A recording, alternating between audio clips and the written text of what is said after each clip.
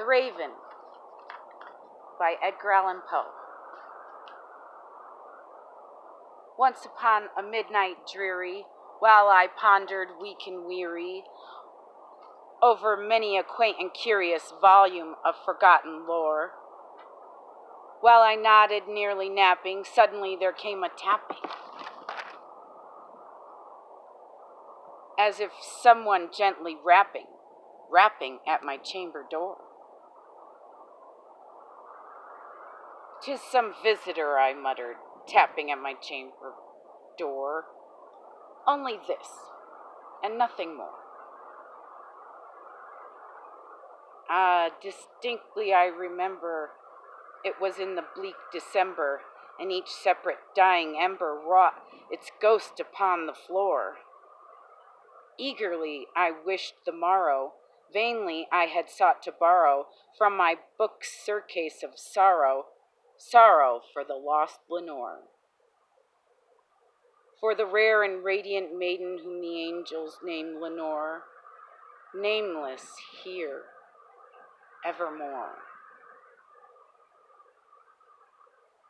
And the silken, sad, uncertain rustling of each purple curtain thrilled me, filled me with fantastic terrors never felt before.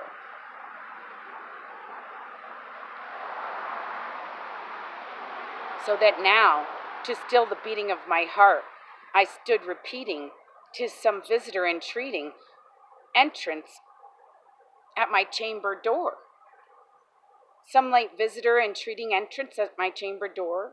This it is, and nothing more. Presently my soul grew stronger, hesitating then no longer. "Sir," said I, "or madam, truly your forgiveness I implore. But the fact is, I was napping. So gently you came a-rapping, and so faintly you came tapping at my chamber door, that I scarce was sure I heard you.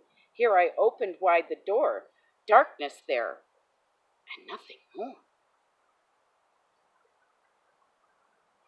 Deep into that darkness peering long I stood there wondering, fearing, doubting, dreaming dreams no mortal ever dared to dream before. But the silence was unbroken, and the stillness gave no token. And the only word there spoken was the whispered word, "Lenore."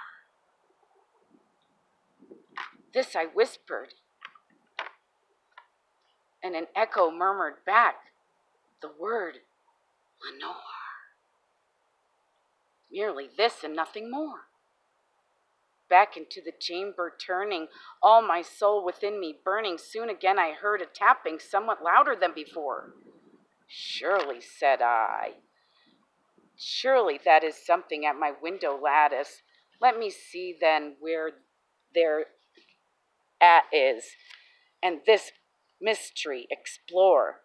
Let my heart be still a moment, and this mystery explore. 'Tis the wind and nothing more." Open here I flung the shutter, when with many a flirt and flutter, in there stepped a stately raven of saintly days of yore. Not the least obeisance made he, not a minute stopped or stayed he, but with mien of lord or lady perched above my chamber door, perched upon a bust of Pallas, just above my chamber door, perched and sat, and nothing more. Then this ebony bird beguiling my sad fancy into smiling by the grave and stern decorum of the countenance it wore. "Thou thy crest be short and shaven, thou," I said, "art sure no craven, ghastly, grim, and ancient raven, wandering from the nightly shore? Tell me what thy lordly name is on the night's Plutonian shore." Quoth the raven, "Nevermore."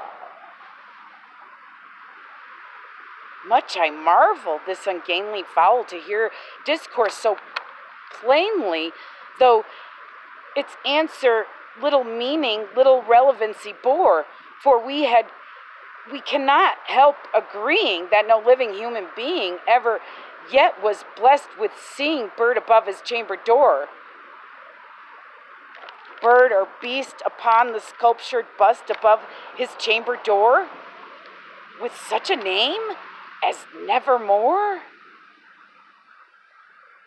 But the raven sitting lonely on the placid bust spoke only that one word, as if his soul in that one word he did outpour. Nothing farther than he uttered, not a feather than he fluttered, till I scarcely more than muttered, other friends have flown before. On the morrow he will leave me, as my hopes have flown before. Then the bird said, Nevermore. Startled at the stillness broken by my reply so aptly spoken,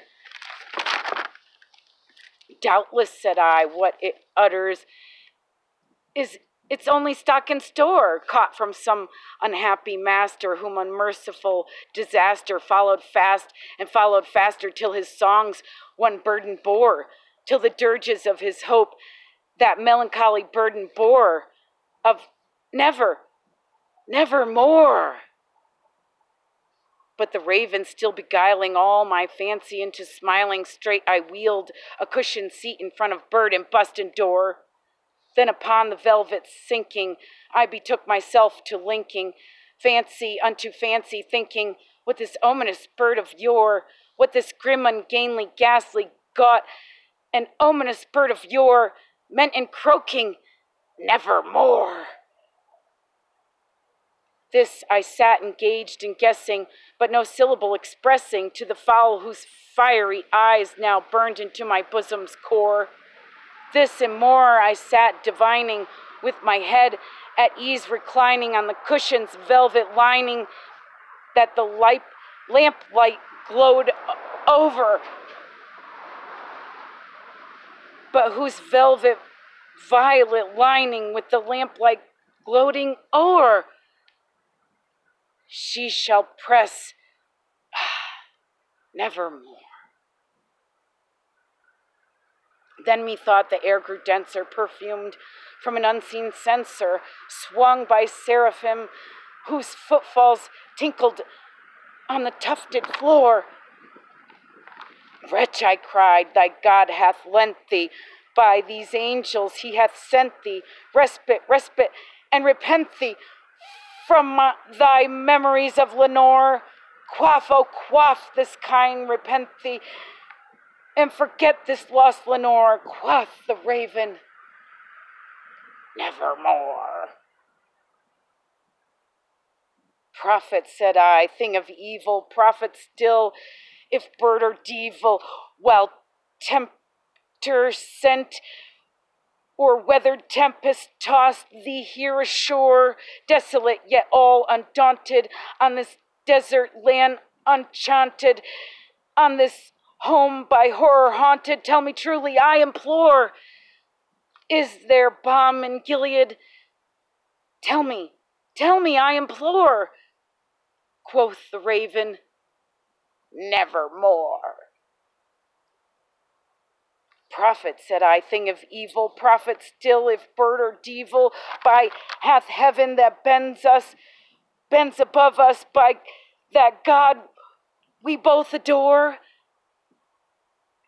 Tell this soul with sorrow laden, if within the distant Aden it shall clasp a sainted maiden, whom the angels name Lenore. Clasp a rare and radiant maiden, whom the angels name Lenore. Quoth the raven, Nevermore. Be that word our sign of parting, bird or fiend, I shrieked, upstarting. Get thee back into the tempest in the night's Plutonian shore. Leave no black plume as a token of that lie thy soul hath spoken. Leave my loneliness unbroken. Quit the bust above my door. Take thy beak from out my heart, and take thy form from off my door. Quoth the raven, nevermore. And the raven, never flitting, still is sitting on the pallid bust of Pallas just above my chamber door, and his eyes have all the seeming of a demon's that is dreaming, and the lamplight o'er him streaming throws his shadows on the floor. And my soul from out that shadow that lies floating on the floor shall be lifted nevermore.